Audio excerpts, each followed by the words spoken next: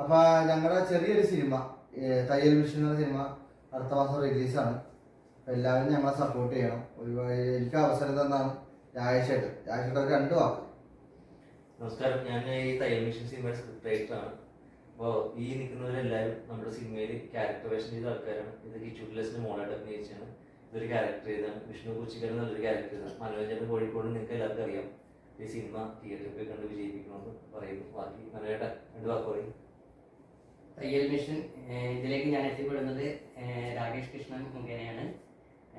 പടം പേരിൽ തന്നെ ക്ലിക്കാണ്. ഈ പടം വിജയിപ്പിക്കണം, എല്ലാവരും കാണണം, തിയേറ്ററിൽ പോയി തന്നെ കണ്ട് വിജയിപ്പിക്കണം എന്ന് എനിക്ക് പറയാം. ഇതിൽ നല്ലൊരു ക്യാരക്ടർ ഞാൻ ചെയ്തിട്ടുണ്ട്. ഞാൻ മൈക്ക് പലതും കൊടുക്കുന്നുണ്ട്.